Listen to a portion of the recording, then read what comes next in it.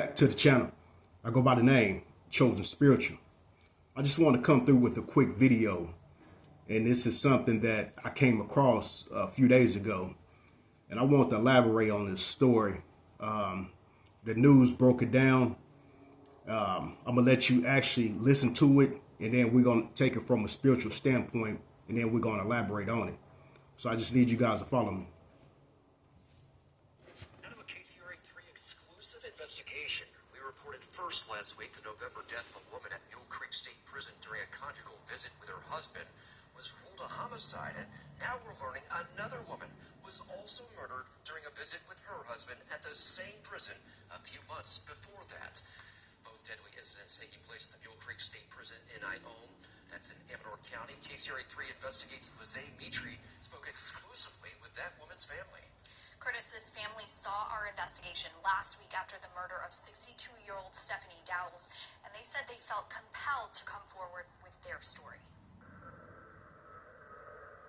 We were born and raised in San Francisco. We were raised by our grandparents. And this is just a little collage of her life. Janine Rojo and her cousin weren't just close in age. We've literally been together since birth. They did everything together until July 1st when everything changed. It's just tragic what happened.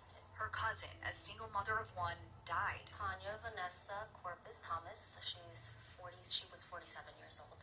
She says Thomas spent more than half her life battling lupus, but the family learned the disease is not what killed her. For her to be taken away this way, it's gut-wrenching. The Amador County District Attorney tells KCRA3 investigates Thomas's husband, 48-year-old Anthony Curry, is charged with her murder. Oh, it hit my gut. He's accused of strangling Thomas during a conjugal visit at Mule Creek State Prison. Court records show Curry was already serving time in prison for a conviction of attempted murder following the 1999 shooting of his 19-year-old girlfriend at the time. He shot a girl in the head and dumped her body, so he left her body for dead. She was found at a remote truck stop in Richmond, barely alive. A gunshot wound to the head left her permanently blind and partially paralyzed. He's a violent person. Rojo says she had no idea her cousin even had conjugal visits with him. With that history of severe violence, why are they being allowed to have these visits unsupervised?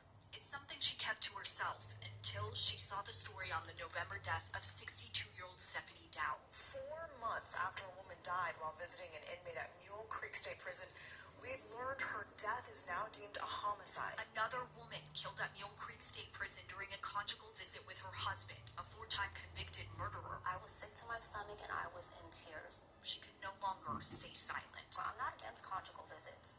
However, there's already 2 murders at Mule Creek. What can be done to prevent this from happening again? Maybe put more prison guards out, to do more safety checks, to anything to save another life.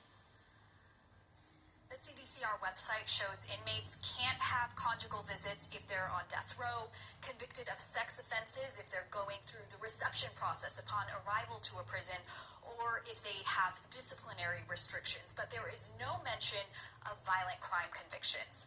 CDCR says inmates have to apply and meet strict criteria to earn the privilege of family visits, and they say these visits are meant to support family connection and rehabilitation.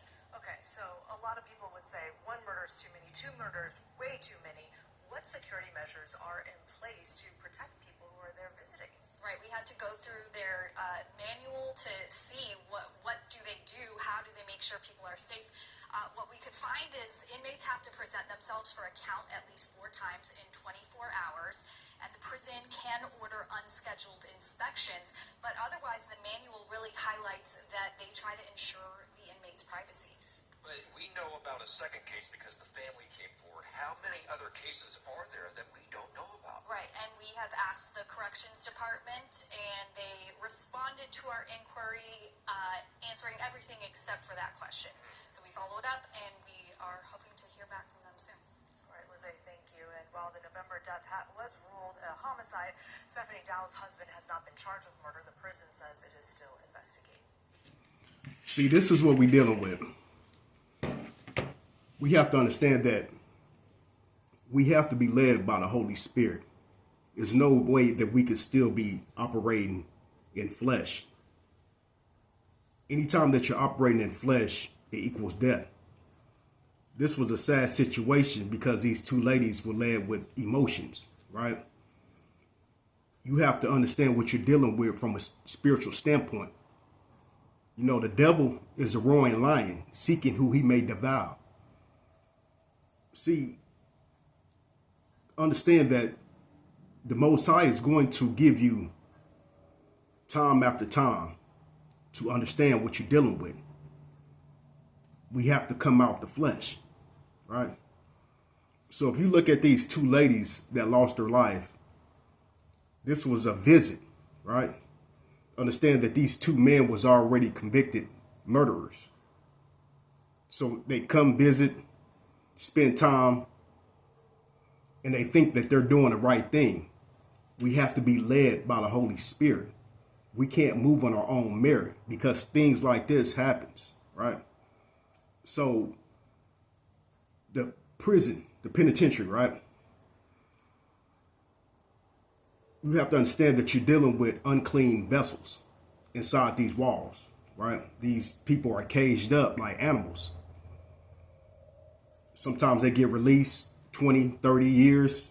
They may get parole. They may, different type of things happen. But one thing is that they rarely get delivered, right? You can let these type of people out in society and they will commit the same crime and then go back in. See, the devil, the demonic spirit will utilize their vessel to commit these heinous crimes, right? In the book of Matthew, it says the spirit will leave the vessel, the unclean vessel, to seek to find rest. And then it will return back to that same vessel to see if it's swept and clean. If not, it's going to bring in 7 more demonic spirits that's more wicked than the first one. These demonic spirits, once they leave out these people's vessel, they come right back in. Energy is what they're after. See, the outside people that came in, those two ladies, was probably pure innocence. Innocent to show support, to show love. And in the midst of that, they got devoured, right? So the demonic spirit would jump back into these guys as they're visiting these ladies. And then it will come to a point where they will get rid of these ladies, right? They will destroy them. They will unalive them. They will delete them. Somebody innocent, pure, right? It feeds Satan's kingdom. So if that demonic spirit goes into these guys, which is already convicted killers, they still have a job to do, which is to feed their father, the devil. So that's a perfect chance for them to delete these people, these two women, right? To feed their kingdom, the devil's kingdom, their father. Energy harvesting is what's taking place. See, these two ladies already had a contract with these two men. Two ladies being deleted within 4 months of each other. Two different type of men. Both of these men were convicted murderers, right? They're still working for Satan. If you don't get delivered, you're still working for Satan. That means that demonic spirit can go right back in. It's not, that demonic spirit is not going to wait till these people get released so they can go back and do the crime again. No, it's going to move in and out. Visitor comes, right? And if they got the opportunity to delete their visitors, they so-called companions, family, friends, whoever, if that demonic spirit has that opportunity, it's going to jump back in that person to commit that crime. See, Satan kingdoms work 24 hours, 7 days of the week. It don't stop. So if there's the opportunity, then they're going to work in those unclean vessels. So you have to be smart. I mean, this is a sad situation what happened to these two ladies. We can't operate in the flesh anymore. It's dangerous. We're moving in our own merit. We're looking at things thinking that, okay, I'm going to show support. I'm going to go visit this person. If that person is not delivered, that person can easily take you out. That person has the right to take you out. God is not going to step in the midst of it. Right? Why would he? You should know better. You have to come out the flesh. Anytime that you're working in the flesh, you're pushing God out the picture. So you need to render yourself. Holy Spirit is what needs to dwell in you. Right? Yeah, you can show love to the people that's incarcerated. Spiritual love. Right? Do it from a distance. Because if these people are not delivered, then they will devour you. Because they're not ownership of their vessel anymore. The demon has took completely full of these people.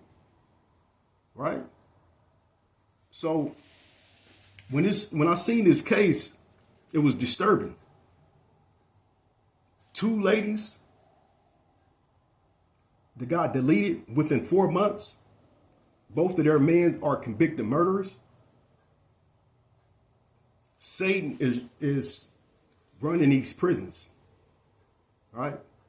That demonic spirit is jumping from body to body to body. Yeah, they can delete each other, but it's not pure. Right? If another person hold a demonic spirit and you hold a demonic spirit and both of you guys are convicted killers, murderers, then it does Satan's kingdom no good because the innocence is not there. Right? So we have to look at it from that standpoint, what we're dealing with. The innocence is what Satan is after. We have to be smart. We have to be led by the Holy Spirit in the last days. We can't operate in flesh anymore. Understand? I hope I was able to feed you spiritually with this story. Not looking at it from a physical eye, but looking at it from a spiritual standpoint. Satan is always in demand for innocent souls to feed his kingdom. And he's willing to do anything. Even if these people are incarcerated and you come and visit these people, if they're not delivered, then their vessel is still unclean. That demonic spirit can still operate in them to delete you and get you up out of here. We always want to be led with the Holy Spirit, no matter what. This is a quick video that I wanted to come through. And I hope that you guys gain something from this. I thank you for your time. God bless you.